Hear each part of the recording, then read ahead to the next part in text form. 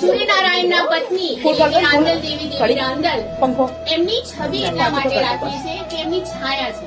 ભગવાન સૂર્યનારાયણનું તેજ સમી ન શક્યા એટલા માટે પોતાની આંખો બંધ કરી દે છે અને એના કારણે સૂર્યનારાયણ ગુસ્સે થાય છે એટલે પિતાના ઘરે જાય છે. પિતાજી એમ કે છે કે દીકરી તો સાસરે શોભે, એટલા માટે દેવી ત્યાં આગળ પોતાનું સ્વરૂપ મૂકી અને તપ કરવા ઘોડીના સ્વરૂપે જતા રહે છે. હવે પતિ છે એટલે મનામણા કરવા તો જવું પડે એટલે સૂર્યનારાયણ ભગવાન દેવી રાંદલને મનાવવા માટે જાય છે ઘોડાનું રૂપ. જયારે ઘોડાનું રૂપ લઈને એ ઘોડો ખૂંદતા ખૂંદતા જાય છે ત્યારે પત્ની છે એટલે પ્રેમ માટે હંમેશા પતિ માટે આગ્રહ કરતી હોય એટલે માની જાય છે અને પતિ પત્ની બંને ઘોડાને ઘોડી સ્વરૂપે ઘોડો ખૂંદતા હોય છે.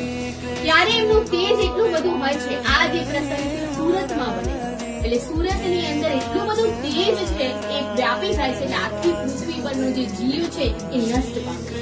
એટલા માટે ત્યાંથી દેવી પૃથ્વી આવે છે અને દેવી રાંદલની વિનંતી કરે છે કે જો આમ જ રહેશે તો મારી પૃથ્વી જે છે મારું જે સ્વરૂપ છે વાંઝળી થઈ જશે.